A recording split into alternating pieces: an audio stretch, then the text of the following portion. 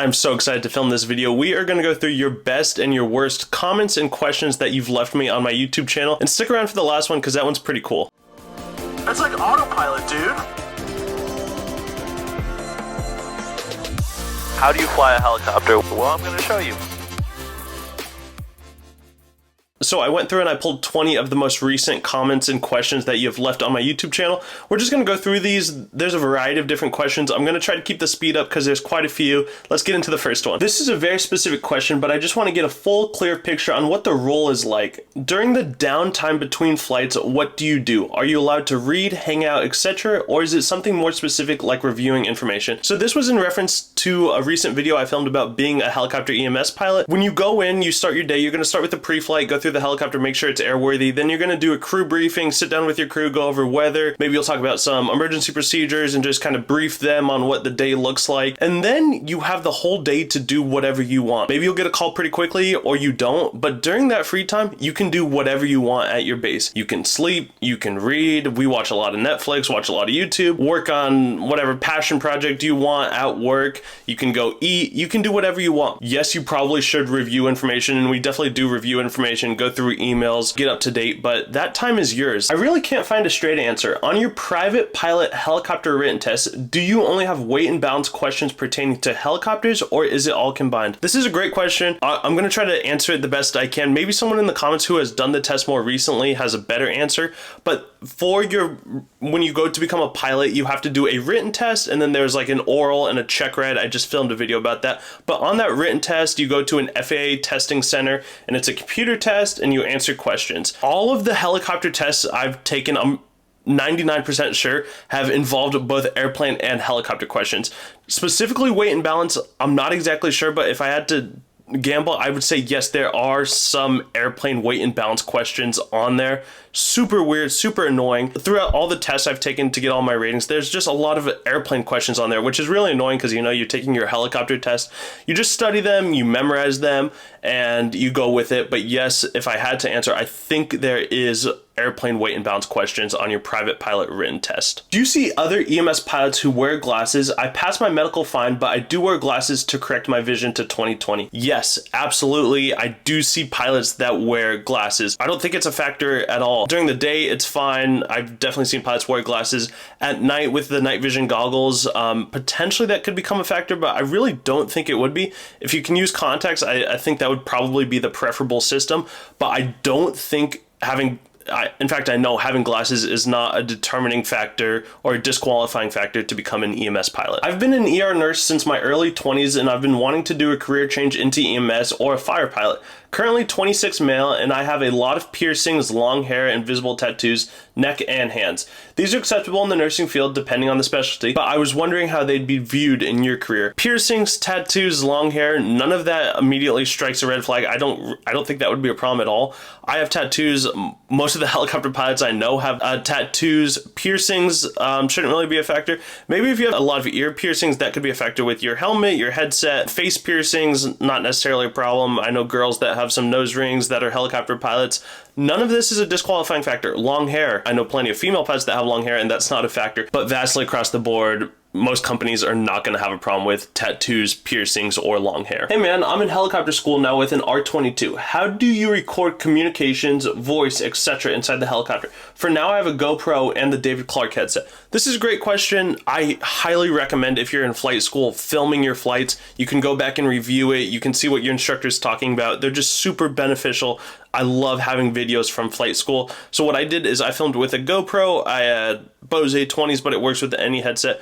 What you need is a special cord. It's called, I don't remember the name. I think it's called N-Flight or Night Flight. It's a company that makes an adapter. So you plug your headset into the adapter, and then the adapter plugs into the helicopter, and then that also plugs into the camera, and then the whole system records audio. I have a video that I will link right here and in the description below with links to the actual products and how I set it up so that you can film, but I highly recommend filming in the helicopter. 6, a great question. Why did you choose to become a helicopter pilot and not a plane pilot? This is a a question that I get all the time. For me, money is not necessarily everything. Helicopters are way more fun. It's way more dynamic. It's single pilot. And the job I do, I really enjoy helping my community being a helicopter EMS pilot. The airline world and the airplane world is super cool, super fun, and I enjoy flying airplanes as well. However, that job is not what I wanted. There's a lot of travel. There's a lot of being away. There's a lot of time on the road. Yes, you make more money, but it just wasn't for me. I make a great salary. I'm home every night. I love my schedule. That is why I became a helicopter pilot. All those other factors also, I just think helicopters are more cool. The next comment I pulled was in reference to the last question. Money isn't everything. You can make 6+ figures at another job and wind up wishing you had the time and money to fly helicopters on the weekend. Why not just live the dream? This is exactly right. You can make a ton of money in airlines, but you can make great money in helicopters as well. You're not going to make as much, but you can make great money. I just really enjoy the lifestyle, and I enjoy the flying and the piloting aspects of helicopters versus airplanes. I'm 28. Is it still worth it for me to switch careers? I live in Maui. Is Mauna Loa Helicopters worth the move to the Big Island? This is great. I went to Mauna Loa Helicopters on the Big Island of Hawaii. It was a fantastic school. I can't say enough good things about this school. I can't tell you exactly what to do if you should move and go to the program, but if you want to become a helicopter pilot, I couldn't say greater things about Mauna Loa Helicopters, and I think being a helicopter pilot is a fantastic career. Someone responded right underneath this. I'm at Mauna Loa Helicopters on the Big Island and I love it. Great instructors and the student community is amazing. That is so incredible to hear. That is awesome. I agree. They're always great instructors. Mauna Loa is a fantastic program and their instructors are always fantastic. And the student community is amazing. I agree with that. That was one of the greatest experiences of my life, was living in Hawaii, and the people that I was in flight school with. Incredibly smart, very diverse. The best friends I've ever made, I made at Mauna Loa Helicopters in flight school. Poland here, 34 years old, at the very beginning of raising money for my private pilot helicopter, and hopefully I will be fit for it when I want to go pursue my commercial pilot's license also in Poland. Do you think my age would be taken as a negative in future job hunt, or is that not that relative? Great question. The response below is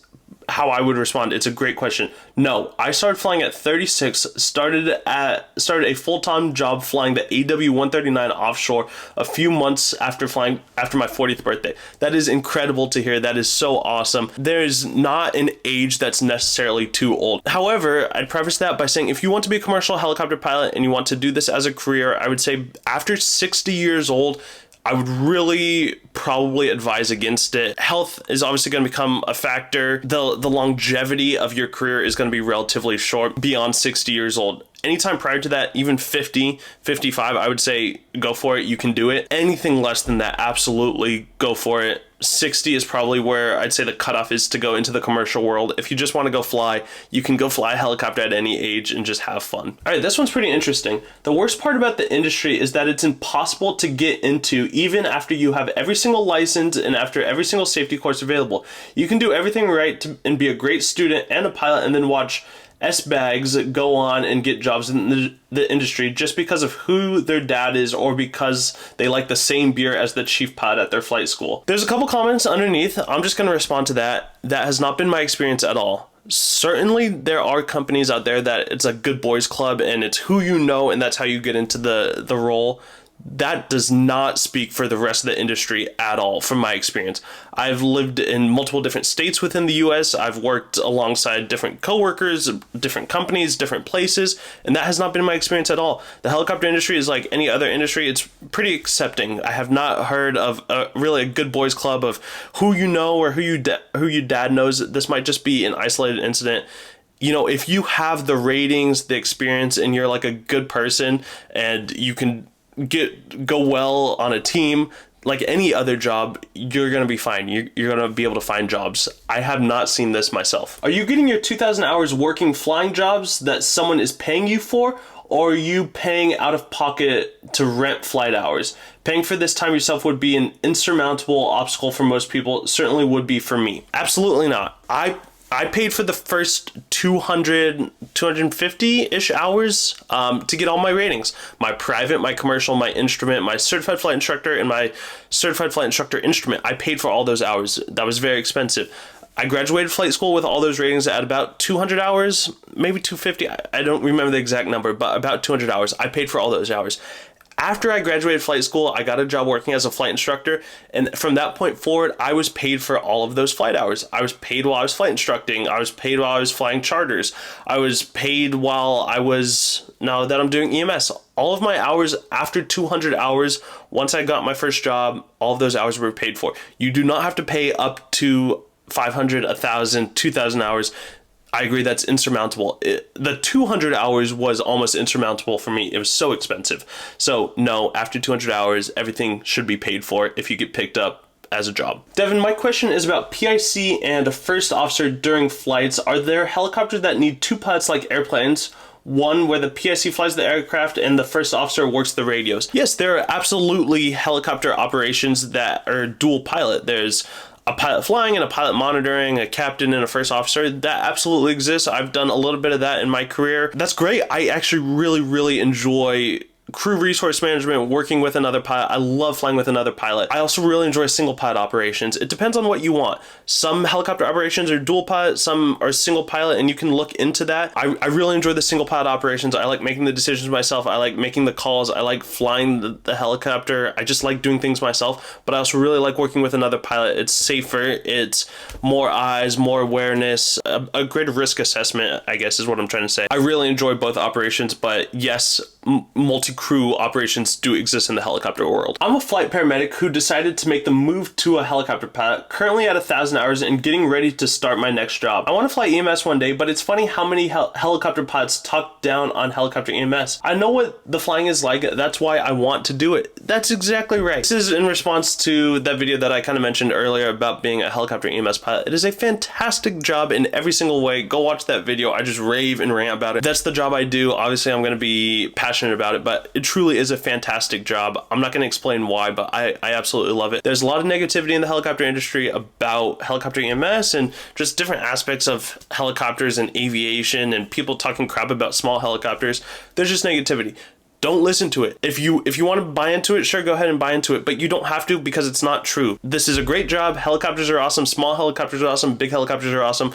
Most jobs in helicopters are awesome. It's all about your mindset and your outlook, and if you like helicopters, you're going to love every aspect of the industry. Hi, Devin. The scooter you were talking about, did you get like one of those electric scooters or a moped? Definitely considering monoloa after I discovered you. This is hilarious. This is a video, the video I made about monoloa helicopters. I think I might make another one, a more recent one, just so everyone knows where my head is at and what I think about monoloa helicopters 5 years later. While I lived in Hawaii and I was going to monoloa helicopters and getting all my ratings, I had a little moped, a little scooter. It was not a motorcycle. I wish it was, but it was a little moped, and it did a great job. It got me around the big island of Hawaii, and it was fantastic. A lot of students there in Hawaii don't buy a car. Definitely some do, and if you can afford it, go for it. But a lot of people there have mopeds or motorcycles. That's a very common way of getting around, also just catching rides. Everyone in the school is great. I had a little moped. I loved it. I recommend it. It was cheap, it was affordable, and it was fantastic. How many hours do you have? Around 2,200 hours of total flight time. I know you started with Robinsons. I'm looking at changing to a Cabri G2 for instructing.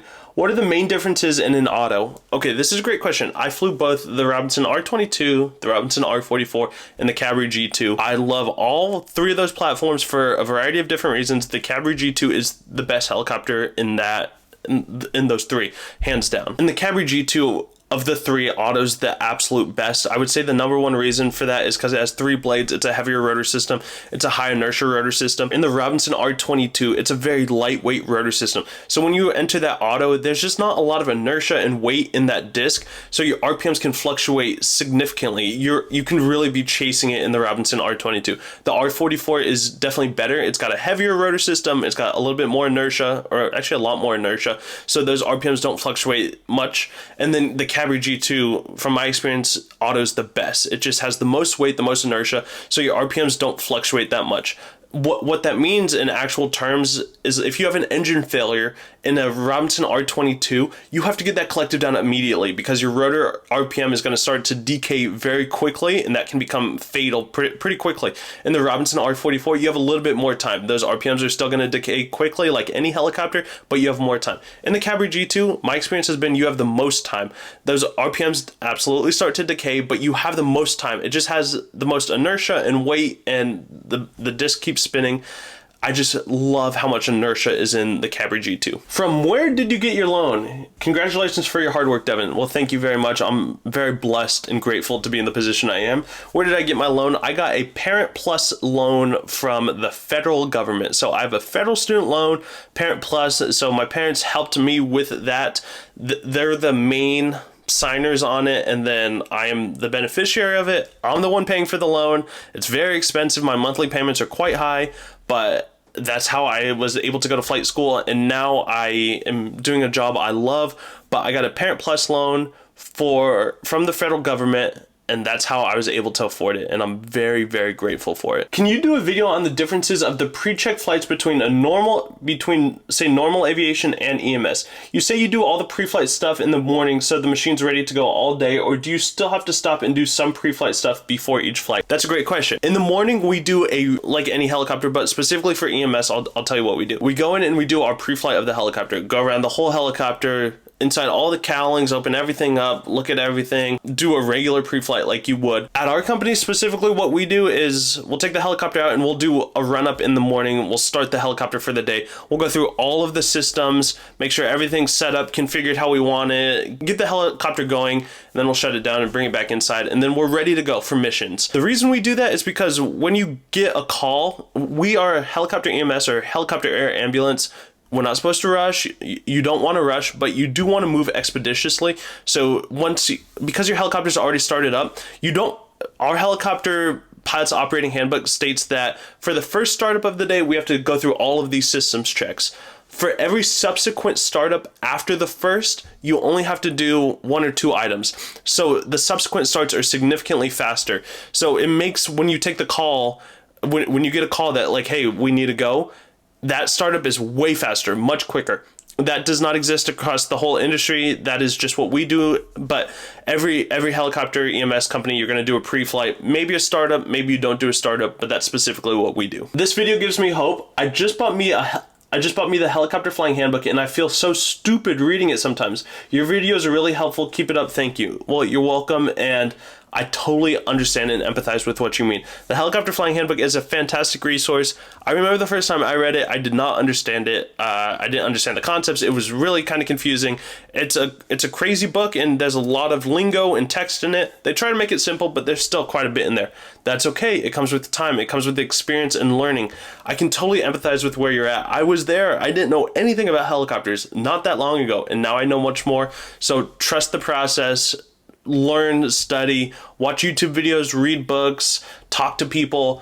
You can learn all of this stuff. You're not stupid. Anyone can do it. I promise. If I can do it, you can do it. I hate that.